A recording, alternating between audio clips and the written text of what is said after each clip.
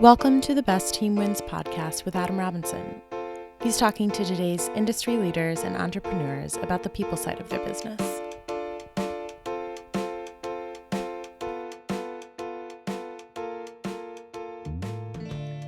Welcome to the Best Team Wins podcast, where we feature entrepreneurs and business leaders whose exceptional approach to the people side of their business has led to incredible results. My name is Adam Robinson, and for the next 25 minutes, I'll be your host as we explore how to build your business through better hiring. Today on the program, the first episode of 2019, we have Jason VandeBoom. He's the founder and CEO of ActiveCampaign based in Chicago, Illinois. Founded in 2003, Jason's company now has over 350 employees and is just crushing it here locally. Some fun facts: Jason was named to the Crain's Chicago Business 40 Under 40 last year, and he starts and ends his days reading notes from former customers on why they stopped using his company's product. Always, that's sober reading. That's a great in finish a day. Yeah. ActiveCampaign continues to flourish. It's grown over 600% in the last 2 years while still maintaining profitability and culture. Pretty amazing stuff. Jason, welcome to the program. Yeah, thanks for having me. So we're going to focus on the people side of the business today, but before we dive in, set the stage for listeners. Give us 30 seconds on ActiveCampaign and what you do. Sure. So ActiveCampaign exists to help small businesses grow. So how we do that changes over time at times, but it's really about having meaningful communication and meaningful engagement with their customers, finding more customers, building those relationships, and keeping those relationships lasting. And what, if you're going to spec the ideal company type in terms of either size or market, what's the ideal prospect for you guys? Yeah, everything from just a brand new business starting out, solo entrepreneur, going up. Mid-market enterprise will buy from us sometimes, but really where our focus and care is really all about small business first. So always having that in consideration when we're working on product ideas, our own customer experience, and how we can assist further.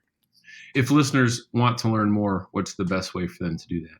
ActiveCampaign.com. Otherwise, reaching out to me directly at Jason at ActiveCampaign.com. So let's jump to the people side of the business. Jason and I are both in Chicago, and the last time I saw you, we were standing next to Mayor Rahm Emanuel talking about hiring lots of people. Yeah. You've had some pretty amazing growth there. Just share with us what the last couple of years been like at the helm of a company that was bootstrapped for the first 13 years and then decided to take investment. I mean, walk us through that. That is not a typical story. Yeah, so it's been pretty interesting. So like for that first decade or so, going from just myself to only 8 or so people, but honestly, probably learned the most during that time earlier on. And then just finding that sort of acceleration and figuring out how do we grow as fast as we can without kind of having everything kind of fall off the tracks. I'm a big believer in there's a optimal speed of growth, and you can't grow too fast before you have the proper team structures and frameworks in place, so that you don't do yourself a disservice over time.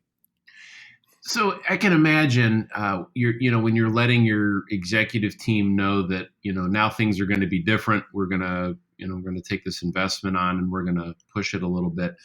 How do you prepare your leadership team for doing things differently? Because it everything changes, even if you don't quite want it to. And that's a great question. And I think it's trying to have that as part of normal behavior as much as possible, meaning if we were a company that was always just kind of doing the same thing, then all of a sudden said, we're going to take on funding, we're going to change a bunch of things, we're going to grow faster, that would be a bit of a culture shock.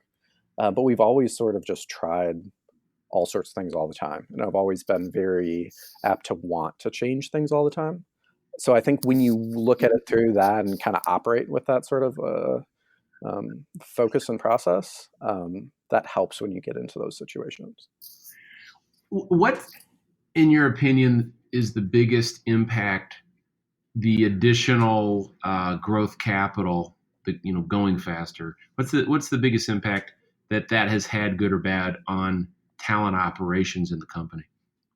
You mean as far as like attracting new and All whatnot? of the above. I All of mean, the above, yeah. everything from telling the story of why work for you, to managing career paths when you've got 350 people, Yeah. and you're selling more than a job. You're selling a vision, and Yep. you're selling professional development and work here because it's more than a job. I mean, Yeah. the people you bring in at that stage are very different than the people that you've been working with in the past, theoretically. I mean, just, take us through that. What's Yeah. So I'd say, speaking to the investment side first, it didn't actually um, like change things in the way of it caused us to hire a bunch of people. But what it did is it allowed us to have a little bit more of a like feeling of we can take some bigger bets and whatnot. And that caused us to actually pursue those with a little bit more confidence and less like second guessing. So I think that's something that we definitely had to work through and whatnot. And then from there, the impact of really trying to grow the team very quickly, going from 20 some people at the start of 2016 to 350 today, um, has been just how do you focus on that in the same way that you'd focus on your product, essentially.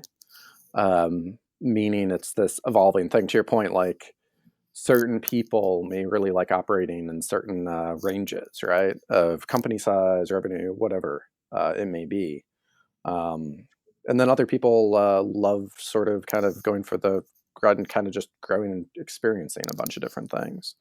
But how do you sort of try to help facilitate that as much as possible so that you can retain people along the way? Because the other thing I see is being a problem, if you were to only think in a very crystal clear way of like, certain people are, great up until 50 employees and then, got to bring in new people. I think that can be a little short-sighted. I've seen so many companies do that where they think, someone has, on paper, the right experience and things like that. But in actuality, when you bring them in or whatnot, it can be a different situation, right? So I think there's a little bit of envy sometimes when it comes to, or thought that logos or good looking good on paper can solve problems, when in actuality it's usually something larger. You referenced something I want to focus on. It's because I think it's really important. You referenced. I'll put some words in your mouth here, Sure. but the employee experience is a product, right? Yeah. It's a product that has to be curated and supported in many ways. How has that support structure internally, just the ops aspect of talent at your company, had to evolve to support a staff growing that quickly? Yeah, no, that's honestly been a challenge for myself personally, in the way of early on, it was really easy to focus on that a ton personally myself, right? Actually truly understand, truly know everyone that I'm working with. And then over time, obviously that becomes harder and harder. You may still know everyone, but to actually know like where are sort of opportunities in terms of a culture or employee growth, or where's pain points and whatnot, that becomes a little bit more distant. Even if you have like different tools and whatnot to try to solicit feedback, you're not as close to it. So if I were to go back, I would start building out more of the people team aspect and more of the different ways of thinking about like how do we advance um, both like there's career pathing and whatnot, which is a whole topic in of itself, but then also just structurally thinking about how do we make change as easy to consume as possible while not slowing down. Because what you don't want to do is you don't want to lose the iteration. You don't want to lose the ability to keep trying things. But those are the things that create stress, create pressure. And if you're not careful, those could be negatives. Yeah, I mean, I don't hear what the magic number for us. And I've talked about it on this program, was 150. I mean, that's Absolutely. the Yeah. Yeah. well-known Dunbar number. You as a founder, as a human being, it's proven you can't have meaningful relationships with more than 150 people. Your brain just doesn't have the capacity Yep. to know all those things. And I know for us, even as a company that focuses on, selling talent operations as a product, for us, everything exploded when we went over 150, and we, in many ways, had to reset and completely rebuild the people team here. For us, it's a VP, it's a couple of full-time talent acquisition professionals, it's coordination. Yep. What does that look like for you now? Yeah, so now it's kind of in a similar direction, I'd say, in the way of a VP of your talent acquisition, coordination, thinking about it not just from a recruiting lens, though, but coordination of all the different initiatives we have going on here as well, building out things that are more like how do we create impact on our communities and whatnot? How do we facilitate these groups? Here, how do we have a focus on diversity and inclusion and help enable that and help push things forward as much as possible, both internally and then what can we do, within the various communities that we operate out of. And then also it's just ever evolving thing, right? So it's on the topic of career pathing, it's one thing to, list out all your different options and your different paths and things like that. But you really need to spend time also encouraging people to, like, they're part of the discussion, they're part of the pathing, right? So like we cannot come up with a perfect path, deliver it to someone. Like they need to be part of that process. So how can we enable them? How can we work with them on that, to think in that way a bit, and then to help facilitate whatever we can on our side. Absolutely. Yeah, you get to this point where every company meeting is a professionally produced event. It's the largest crowd you've ever spoken to. It's almost surreal. Let's talk about the core of the culture and in your value system. Take us through, in your words, the core values of the business and how do you make those real for a team growing that quickly? Yeah, so it's interesting. We haven't, up until just last year, I believe it was, we never wrote down any values. I always had this thing or this mindset that like once you write down a value, it's going to be false or fake or something like that. Sure. Now, turns out at a certain point, it probably is useful to to write them down. But I don't think you can define values as a company until they're actually authentic. And you're living by them, right? Like, I don't believe you can define an ideal state where you want to get to, and say, these are our company values, live by it, prove it. Then you can put it wherever you want to list them. For us, we did a survey before we wrote them down or even came up with them and asked, like, okay, we're 100, 200 people at a time. What is our core value here?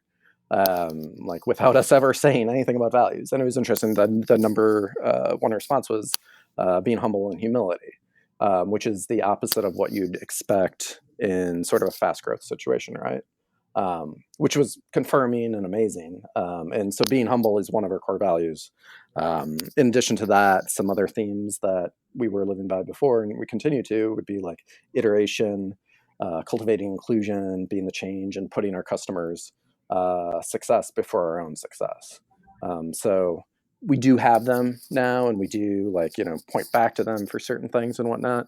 But I still always have that constant fear or pressure of, are we actually acting like that? Like I don't want to have some nice values we can throw on the site and then everyone just like, yeah, okay, in reality here, right? So keeping that pressure, though, is probably good to stay true to it. But yeah, I have a little bit of a mixed feeling in terms of whether values should be a public thing or not. Yeah, it is a double-edged sword. There are so many companies, the values they state and then the values they actually transact. And, it's the kind of like most simple example is a value, is some form of the customer is always right. Well, they're not. are they always right? Meaning you will always give them their money back whenever Yeah, they're looking yeah, for it. I mean, that kind of stuff. It's marketing, not values, and everyone really knows what the real value is at that point. yeah, yeah, The customer's right until they ask for a refund, and then they're wrong. yeah. Yeah. Let's talk tactics. How do you attract the kind of a pipeline you need to fill that number of jobs?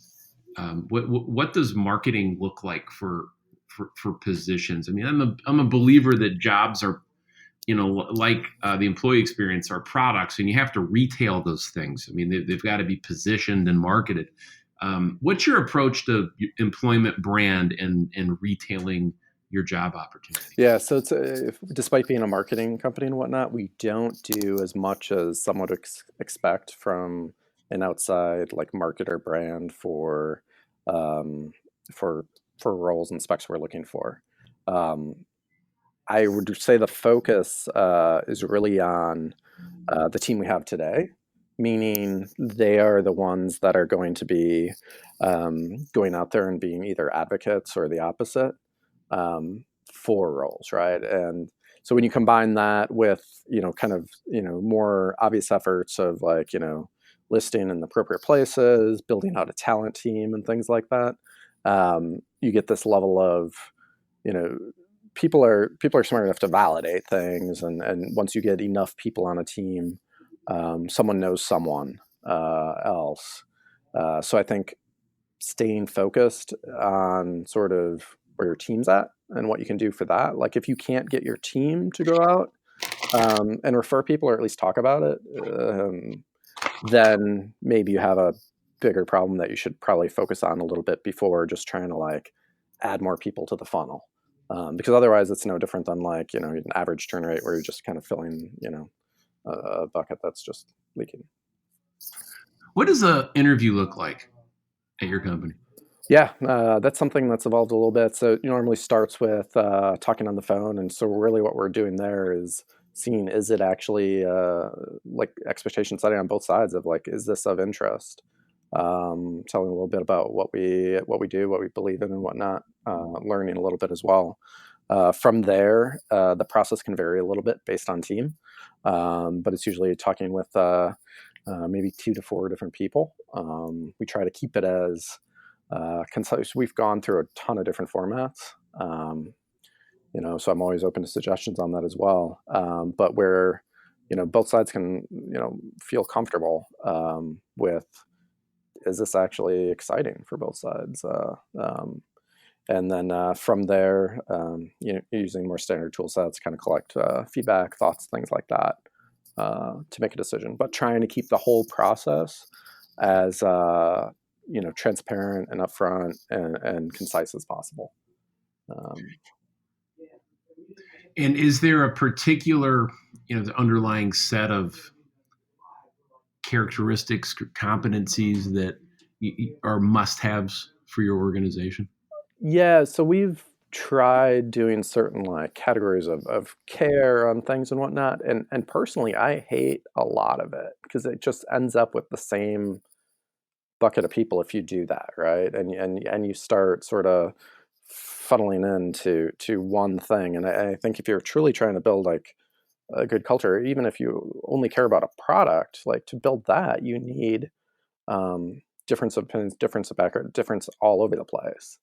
So I think it's more about trying to laser in on like, would there be passion about the work at hand? Like is it a situation where people would actually enjoy the work, be happy, be able to provide value, things like that, versus like, we're looking for these 5 characteristics and then we rank just on those and then make a call on it. At the company size that you are in terms of headcount, the role of your senior leadership team becomes one of leading leaders and not leading individual contributors. And so just to talk about the development of that second, perhaps third layer of director or manager that, that you're teaching leaders how to be better leaders and what that means for your role and what you're doing. Yeah. And so for myself personally, that's been so I've never done that before, right? So it's just been a learning experience throughout the years, mostly in the last couple. Um, my focus always has been on like executional details, and executional excellence, meaning like the details matter so much, right? And how you do something. I can't be involved at that level, because it would drive everyone crazy here, probably.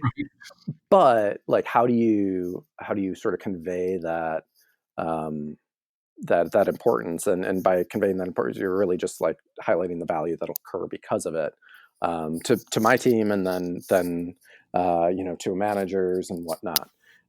So what we're doing, even as of late, even more so, spending just a lot more time talking, just on certain topics and themes that people are facing as challenges. So because we have a lot of managers that are managing for the first time, or if they have been managing for quite a while, their team is growing quickly, so they're experiencing new things. So how do we help a little bit more here, and then how do we kind of bring in people as well, to help? And we don't shy away from the idea of bringing in people, whether it's more informational or it's more guided, like education on different topics. And as it relates to rewards, recognition, um, pay, promotions, what's your philosophy at ActiveCampaign about growing both in title, scope, and comp? Yeah, so from like a comp benefit side, things like that, I feel like you have to be, above market. There's no incentive of like trying to optimize on any of that, for some sort of profit reason or something like that. Even early on, when we were just a couple people, we always overloaded compared to the company size on like paying all of the healthcare, paying for like transit, paying for all these like random things, seemingly back then, for being a company of just a couple people. And so that's kind of how we still, um, try to keep pushing on. I would say in terms of titles are interesting because I hate them personally, like a lot, but I see the value people have on them.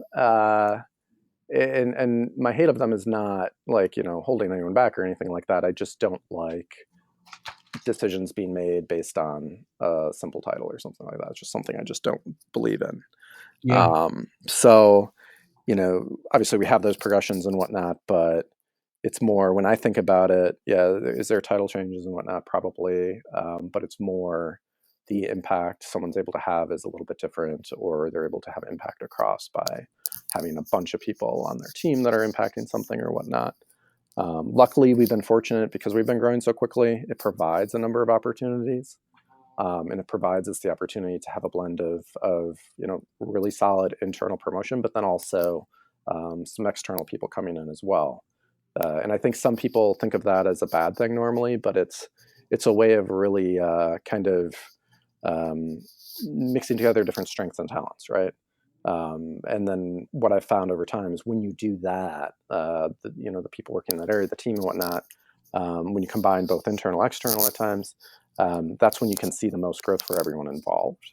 And whether that means that they keep growing here, or whether that means they, grow and they find something else and they find like an amazing opportunity somewhere else, like I personally don't care that much either way. I'd love to have everyone stay here, but more importantly, I'd love to be, a company that is more known for just growing people, right? Um, Very realistic in that mindset. Yeah, you mentioned titles. I share a similar view. For Yeah, years, the only title at Hierology was Hierologist. that's I awesome. just, Yeah, I yeah, couldn't deal with it. yeah. It just, How the many how many people did you get to do that until? ego management was Yeah, not yeah, something I wanted to be doing. We hit 40 or 50 people, and interestingly, it wasn't our team that wanted the change. It confused the hell out of our customers. yeah, yeah. I could see that. And so a customer would say, "Who am I talking to here? Are you like Yeah, what authority do you have to solve my problem? Are you?" yeah, I had someone ask. I was on a conference call. Ask our sales leader, "Are you someone that can you even solve the problem? Who are you to me right now? What is a yeah, hierologist?" This is very confusing. At that yeah. point, all the alarm bells start going off, and I'm like, "Oh, Yeah, and despite like us not liking titles, perhaps there's also the fact that the world is what it is. And it could be a disservice to everyone as well if we try to change it from our company alone. So I think you can kind of have the best of both worlds where you have titles, but it's ideas are challenged regardless of title, and people are trying to impact change all over the place. Yeah, I couldn't agree more. With the final moments we have here, do you look back over this journey, which has been incredible? And you're getting a lot of public recognition for the results you guys have achieved. What would you say? There's one lesson you've learned about managing the people side of your business. What is that? What's the big takeaway for, if I did this again, I would definitely do this differently? I think focusing on building out like the support structures of what I took for granted early on, meaning early on, especially like sub 150 people, even like being able to really kind of like try to cultivate and manage that myself. But even then, like I should have built out a little bit more in terms of help on the people team and help in like internal training and enablement and things like that. I just think that's an area where you probably can't easily overspend on, and the results might not be like instantaneous, but over time it'll solve a lot for you. Yeah. Ladies and gentlemen, that's the final word. You've been learning from Jason VandeBoom, founder and CEO at ActiveCampaign. Jason, thank you for being with us on the program today. Thanks for having me. Thanks so much. And that's a wrap for this week's episode of the Best Team Wins podcast, where we're featuring entrepreneurs and business leaders whose exceptional approach to the people side of their business has led to incredible results. My name is Adam Robinson, author of the book, The Best Team Wins, which you can find online at www.thebestteamwins.com. As always, thank you for listening, and we will see you here next week.